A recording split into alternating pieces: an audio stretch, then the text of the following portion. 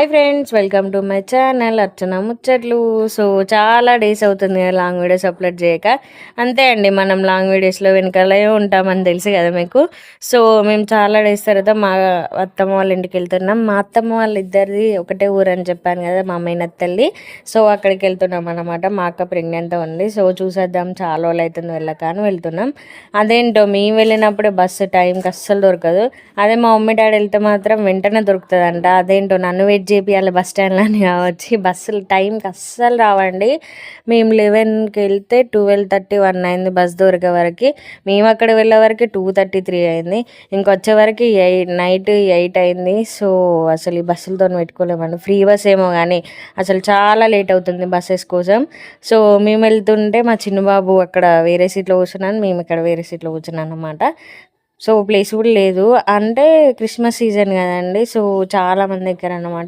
మేము మా దరిద్రం అక్కడ బస్సే లేట్ దొరికింది నాయన అంటే, ఇక్కడ ఆటోస్ కూడా టైంకి దొరకలేదు. అక్కడ ఒక 1/2 అవర్ వెయిటింగ్ అయింది. సో ఫైనల్గా మా పెద్దత్త వాళ్ళ ఇంటికి రీచ్ అయిపోయామన్నమాట. లాస్ట్ వీడియోలో మీకు మా పెద్దత్త వాళ్ళ ఇల్లు చూపిస్తా అన్నాను. సో ఈ వీడియోలో కూడా సక్సెస్ఫుల్గా చూపించలేకపోయినా.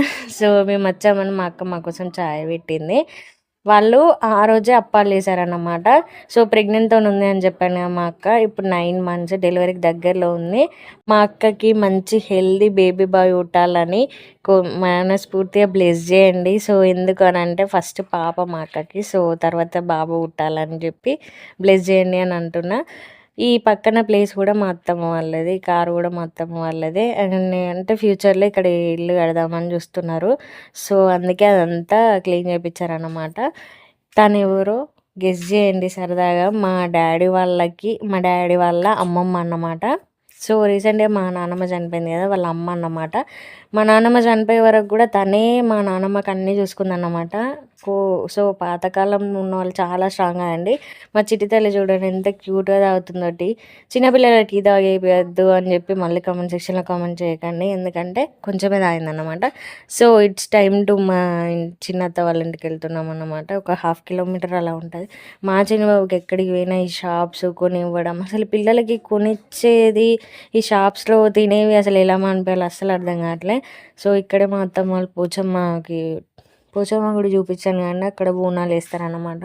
ఇక్కడైతే కోతులు ఏమున్నాయండి బాబు, చాలా అంటే చాలా కోతులు ఉన్నాయి. ఇక్కడ పురాతన కట్టడాలు కూడా ఉంటాయి మా అత్తమ్మ వాళ్ళ ఇంటి దగ్గర. సో కిలా అన్నమాట మాకు దగ్గరలోనే ఉంటుంది.